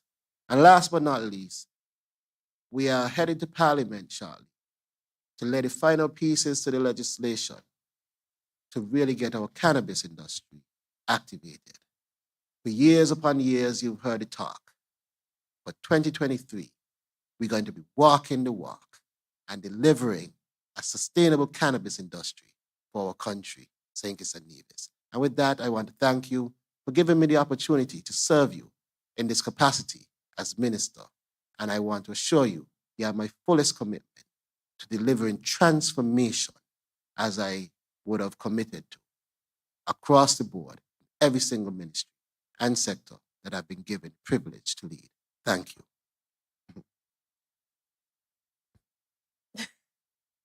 Thank you for the opportunity, Mr. Prime Minister, and to our media houses for providing this update from the Ministries of Sustainable Development, Environment, Climate Action, and Constituency Empowerment. Now, as it relates to the Ministry of Sustainable Development and the drive to regularize land, we are continuing our land stock assessment, and this also speaks to commercial and residential land. We acknowledge the cries of the general public that they are really anxious to access land or purchase land. And we recognize that the issues that needed to be solved at time, but very shortly, we would be announcing when our distribution program will resume and when we would have completely addressed all the triple and double allocations and any other outstanding matters so that petitions could enjoy their right to land and empowerment through such. Additionally, we recognize the importance of professionalizing and regularizing so certain sectors which fall under the purview of the Development and Control and Planning Board and physical planning, such as the architects. And we have been in extensive and ongoing conversation and meetings, bilateral meetings with architects, draftsmen, physical planning, sustainable development, surveyors, to ensure that when we move to the next step of registration, that architects have provided the general public with all the information that would be needed to ensure we again professionalize this additional part of sustainable development, which speaks to sustainable construction and development. The ministry is also actively preparing for our first voluntary national review that's in July at the UN headquarters. We are joining about 40 countries in presenting this VNR, Voluntary National Review. We are perhaps the last of 3 countries to present, and this really speaks to where we are as a country in terms of attaining our sustainable development goals, all 17 of them. It really presents a snapshot of St. Kitts and Nevis, where we are, where we want to go, and where we will be in 2030 when the entire world has to account for sustainable development. In relation to constituency empowerment, I'm very happy to say that the department continues its community engagement work. You may have seen our empowerment officers out in the community, engaging with the public, assessing what needs to happen at the community level, assessing what needs to happen in terms of community empowerment and engagement with civil society. And this is done in partnership with the various government departments so we could streamline and prioritize service and access to services. So I'm very happy that constituency empowerment is continuing this line of work. As it relates to climate action, the department is working towards the framework for the sustainable island state. You have heard many times our Prime Minister and all other ministers speak to sustainable island state. And it's premised on climate resilience. And Prime Minister mentioned just a couple minutes ago about the reality that we face globally. We are going to pass a 1.5 threshold in terms of the increase in temperature. And that means really negative news for St. Kitts and Nevis. And it affects everything from housing to tourism to agriculture, the water we have, air we breathe. So it's a matter of survivability. So this government has recognized the importance of framing sustainable island state and spelling out what it means to every single citizen.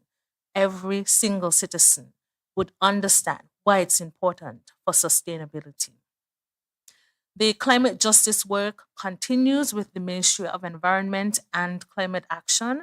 And next month, we are going to be hosting a very important group of high net worth donors who are coming to St. Kitts, well, to meet the Prime Minister, that's one, and also because he's a very big champion of climate work and sustainability, but also to engage with our civil society and our community groups and provide direct financial support to addressing climate change.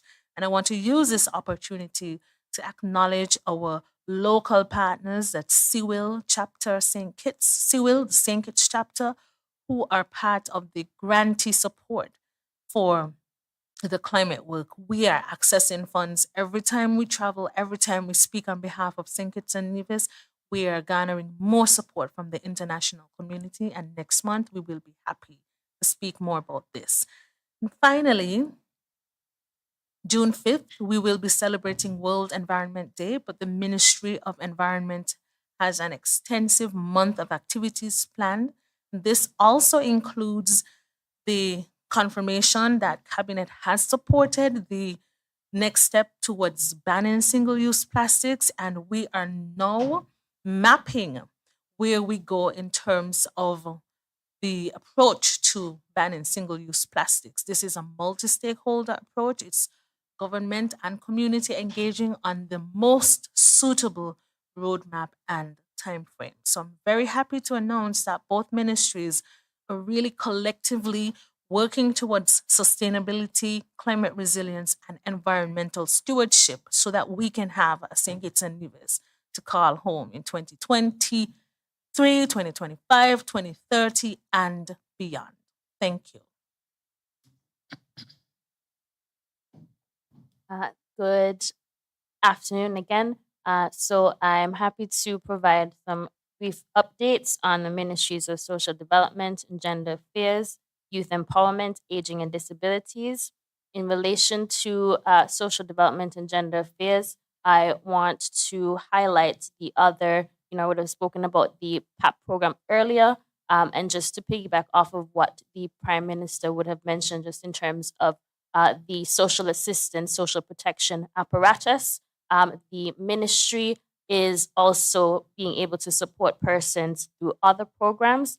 As the reality is, unfortunately, we cannot support everyone on the poverty alleviation cash transfer program at the same time. But of course, for persons who may not be able to benefit at this point in time, we want you to know that we do provide other assistance programs. Specifically, our food voucher assistance program is back up, and we are welcoming persons to come in and seek assistance in that regard. So, a food voucher assistance program is intaking persons at this time.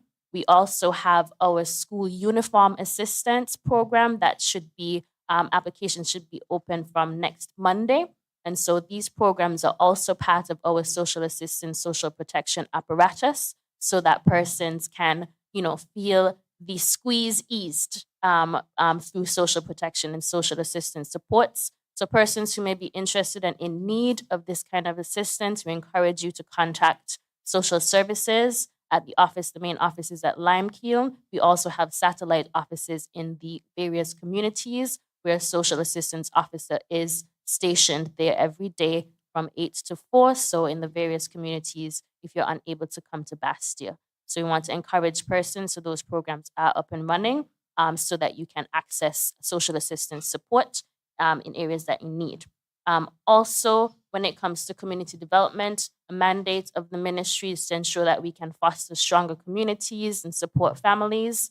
Just this week, I would have released a statement on the observance of International Family Day. Our community development officers are working in the communities to host some various events, community-oriented, family-oriented events, so that we can, of course, build the social fabric, build togetherness, and kind of be able to bring back traditional values when it comes to family support and parental support. And so different events are being hosted, like family movie nights. We encourage persons, of course, to continue accessing a family pack.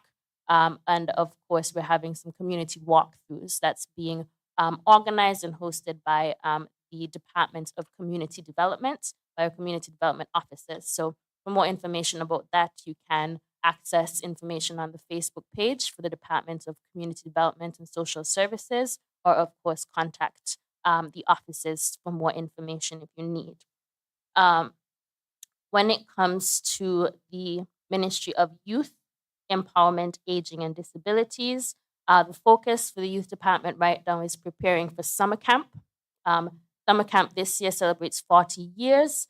And so the plan is to have some new activities. The camp is returning to a 2-week experience, and the dates are July 16th to July 31st. And so plans are ongoing for that. You can look forward to more details in the coming weeks. But at this time, I want to make a plea and express invitation for sponsors, particularly from the private sector, the NGO sector, for partnership and support, whether that be in cash or kind. The department certainly looks forward to these kinds of partnerships every year, and the camp cannot be successful without that kind of support, which has been provided in past years. And since this year, we are celebrating 40 years with even more activities where we're trying to build skills for our young people and trying to develop them and their leadership aptitude and abilities. We are seeking some sponsorship and support from our non-governmental and private sector partners. And so we are grateful to those who have already committed, but of course, we welcome additional assistance. So that's for summer camp, which you can look forward to in the upcoming weeks. In relation to our seniors program, I'm very happy to report that our seniors are having a world of a time at our daycare program, which is an initiative that was promised as part of the manifesto for the SKNLP. And know that we are in government, we've been able to fulfill that promise, and our seniors are benefiting very well from it. We would have last week taken our seniors to the movies. Some of them have never been, and so they really appreciated that experience. And we see that our seniors are, feeling a lot more revitalized with the focus and support that they've been given under this administration. Yes, and so, and on that, just the next thing to look forward to. So May 31st is celebrated as Centenarians Day. And I want to say that for that day, we've been able to gain the support of our Governor General, Her Excellency the Dame Master the Library. She's partnering with our Elderly Services Department, and they will be going around to meet with and offer a nice token to all of the centenarians that we have across the Federation.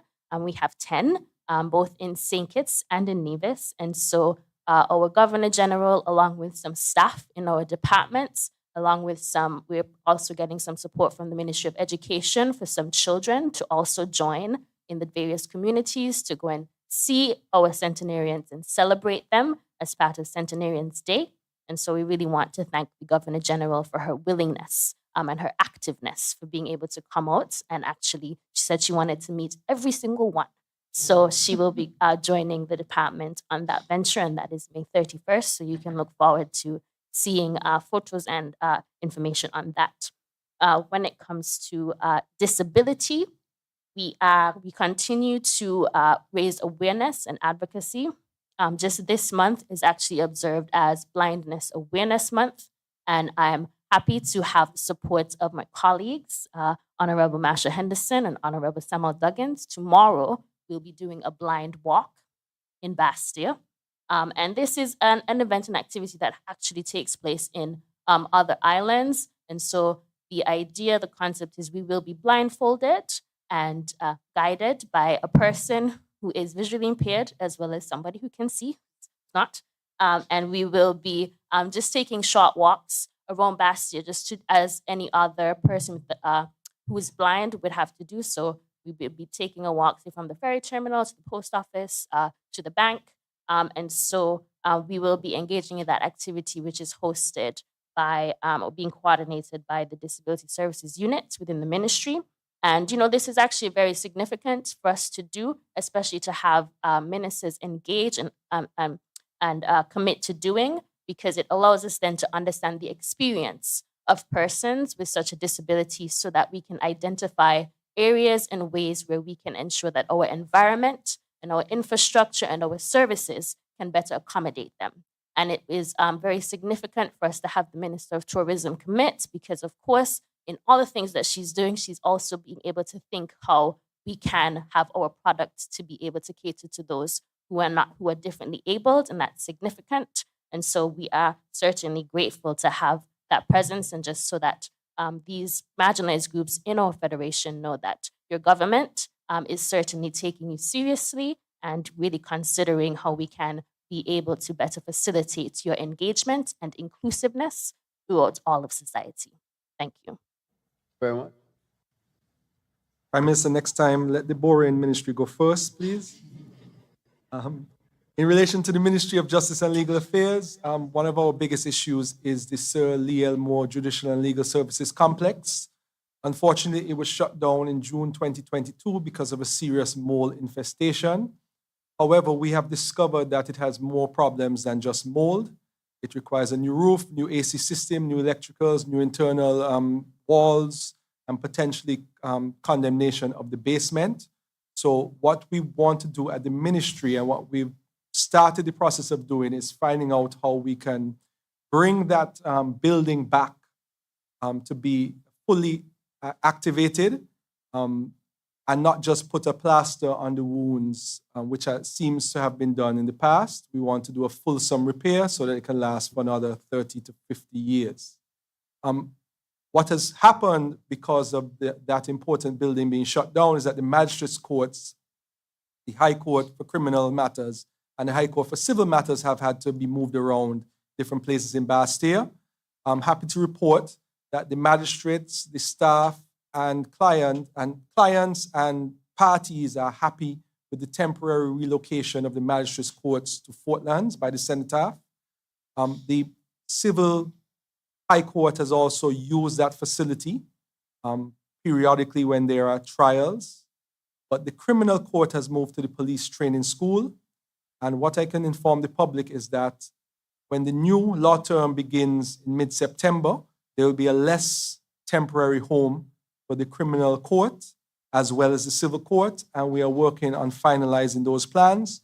But I can promise that September will not meet us with this temporary interim solution to the courts. The courts are too important for the functioning of justice in our society. In relation to the Justice Committee, which is made up of the criminal judges, the criminal magistrates, the Bar Association, members of the police force, and persons from our office, we are seeking to soon present to Parliament a solution to the delays in criminal matters being heard. What has happened in the recent past is that persons have been waiting for trial for as long as maybe 7 years. Sometimes they wait for even longer for appeals, and these persons sometimes are not on bail. And what has happened is millions of dollars of taxpayers' money has been paid out to persons who potentially have been in prison for a long time, and then their matter is either discontinued or otherwise they have a very good lawyer, like the minister on my right, and they are then paid out hundreds of thousands of dollars. That is not sustainable. And the solution is to ensure that there's swift justice. Unfortunately, we have a draft criminal procedure rules and amendment to the Criminal Procedure Act, which we are going to discuss in our next Justice Committee meeting, which will be, I believe, first or second week of June. So hopefully that by September, the new criminal procedures will be in place. As I said, the judges are a very integral part of that process so that we can ensure that, like in, for example, Montserrat, where a person was charged in, I think, the end of September, and their trial was the first week in November. I can't promise that we'll get it done so swiftly, but we're going to aim for less than 6 months so people can receive justice in a swift time. That is the fairest solution for our society and for our people. People are innocent until proven guilty, and we have to ensure that they're able to be brought before the courts and get justice in a swift time. So we're working very diligently and hard on that. I'm pleased to report that the Access to Justice Bureau, which I spoke about in December during the budget debates, is finally coming to fruition. It is going to have 3 arms. The legal aid clinic, where persons who cannot afford commercial lawyer rates can attend and receive top-class service for civil matters in the family court as well as in the civil court. And then the persons in the clinic, the lawyers in the clinic will then be going to the various community centers, but not just waiting for the persons to come on West Square Street, but going out in the communities and providing free legal advice to persons in the communities when they have disputes. The other arm will be the Public Defender's Office. This is an office where the government is going to pay for lawyers to be able to defend persons charged with criminal offenses at very low fees. So instead of persons being assigned solely by the court, there will be lawyers that are actually engaged by the government, sitting in the office for persons who cannot afford to pay for senior lawyers to defend them. That is something that has worked throughout the Commonwealth, and we are introducing it to St. Kitts and Nevis so that everybody, no matter their income level, they can feel that they get justice and get proper representation. That is an important part of access to justice. And the third arm, I'm pleased to inform the general public, will be the Alternative Dispute Resolution and Restorative Justice arm of the Access to Justice Bureau. That will be if anybody has any dispute in our society, whether it be domestic, whether it be with your neighbor, whether it be somebody you gave a loan to, instead of going to court, you'll be able to go to a trained mediator and sit down and try to resolve your dispute amicably. The mediator also will be going to the community centers to introduce that mediation process to the community we have a society where we tend to resolve our disputes in a least amicable way. And this is a way to bring that mediation culture into our society. And on the Prime Minister's instructions, that division will also deal with restorative justice. Restorative justice is when people who are victims of crime can then interact with potentially persons who caused the crime or did them harm, and they can try to find a solution where both of them can continue with their lives. This is one of the matters that was discussed when the Prime Minister was at the Crime and Violence Conference in Trinidad. And restorative justice is a way for trained mediators to bring the victims and the accusers and the convicts together, potentially when they come back out of prison, into the same room and discuss the issues that they've had and find a way potentially for persons to move on with their lives so that they're not communities, which is a fact in a small society like ours, where there are persons who might have broken into someone's home, spent 2 years in prison, now comes back into the same community, and those persons have to live together as one people. And this arm of the Access to Justice Bureau will be able to facilitate discussions so that persons can be integrated back in society and families can then move on in a more amicable way. So that is a very important aspect. In relation to the land registry, there were a lot of complaints prior to this government taking office that land processing of titles was slow. So I'm pleased to report that many lawyers have contacted me and said it has been sped up by some of the actions we have taken at the ministry. But to ensure that that stays that way, we recruited a professional land registry, actually a registrar from another jurisdiction, who is Kitishan. We've recruited that person who begins at the beginning of June. So effectively, we'll have two experienced land registrars so that instead of waiting months for your title, you'll be waiting days. And I think that is an important aspect of the ministry, that we want to ensure that there's ease of doing business when it comes to land transactions. In terms of Parliament, the next sitting of Parliament will be next week, Thursday, the 25th of May. We hope to table at least 7 bills. I'm hoping to table 12, but my legislative drafting team is saying to me that I'm in overdrive, and I tell them that is my personality. I want to get things done. So I'm promising 7, I'm hoping for 12, and these will be important pieces of legislation that will eventually be debated in Parliament. In relation to the Good Governance Transformation, as you are aware, the Anti-Corruption Act, Integrity in Public Life Amendment Act, the Freedom of Information Amendment Act, and the Official Gazette Act, have been passed and gazetted. An acting ombudsman has been appointed and is seated in office. We are also seeking to recruit a special prosecutor as well as an information commissioner to sit in those important offices. And to complete that process, we'll be presenting to Parliament a Whistleblowers Act as well as an Unauthorized Disclosure of Official Information Act. That will hopefully close the circle so that we can spend the next few weeks educating the civil service, persons on statutory boards, about their rights and responsibilities under this new paradigm of the good governance transformation that this administration is bringing to our country, and so that there will be no excuses when the switch is flicked. Everyone will understand their rights, everybody will understand their responsibilities, and we will be going forward in a sustainable way, in a transparent and accountable way, as has been promised by this administration.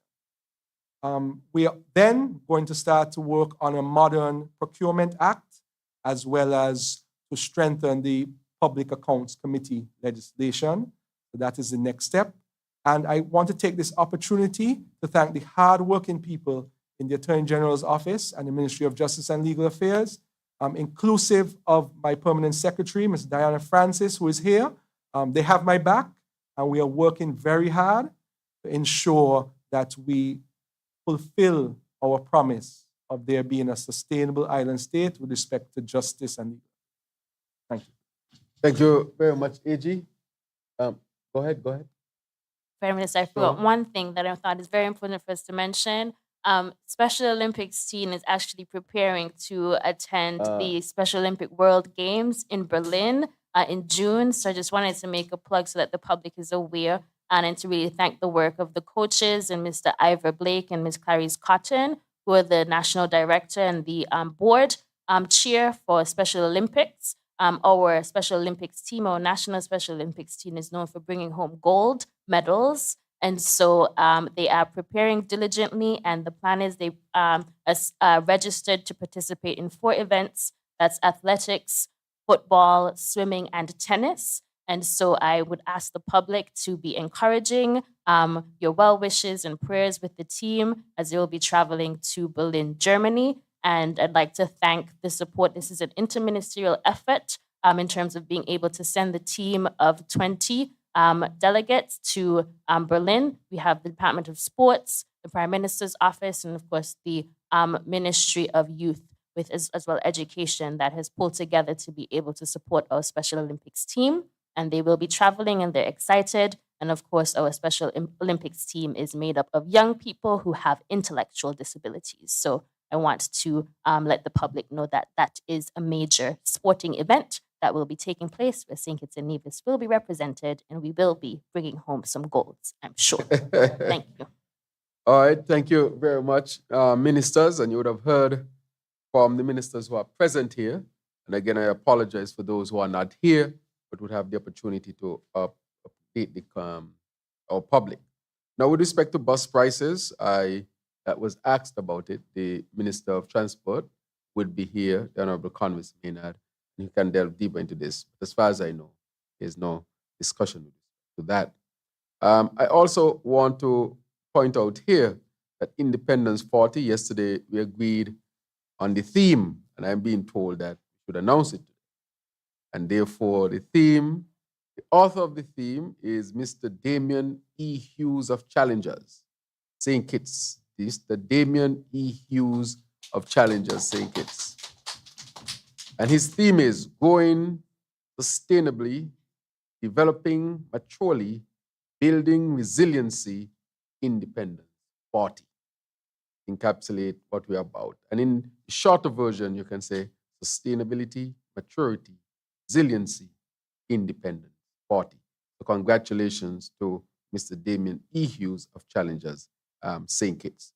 I also want to mention from my perspective here with the East Coast, I just want to reiterate as we go to the fair that the local contractors in the contract, that local contractors and builders are the ones who will do the home. I want to reiterate that. I've been saying that for months now. That is in the contract, not by word of mouth. And you'll see some more development with the contractors and builders. They will be given the opportunity to learn the new technology as we introduce it on a larger scale here in St. Kitts and Nevis. So I wanted to put that forward. As I finally wrap up, I want to say that this government, this administration has been working extremely hard. As you can see, first we had to stop the bleed and stabilize the country. We are putting things in place that are sustainable policies that would effectively affect positively the lives of all of our people, whether it goes from energy to water to healthcare to education, to tourism to creative arts to justice to good governance, to social services. Touch whichever one you want. You can see each minister is working extremely hard to deliver to the people. I think it's a Nevis. And so I want to thank them to really say that they have been doing an excellent job. Encourage them to continue to work hard on behalf of the people of St. Kitts and Nevis. We are here because the people have decided that they want us to serve. We will serve with distinction. We will serve with transparency, openness, and the principles of good governance. And to our sign language interpreter, I want to thank you very much. You have been there for a while with those sign languages, and it was part of our thrust of inclusion so that persons in the community of the impaired, hearing impaired, that they too can participate in these critical government activities, such as press conferences, parliament. This is a new addition that our administration has brought to the fore, spirit of inclusion, good governance, transparency, and so forth. So thank you very much. You have done an excellent job. And I say to all of our people, thank you for sharing your time with us. God bless all of you. God continue to bless. Thank you. Thank you.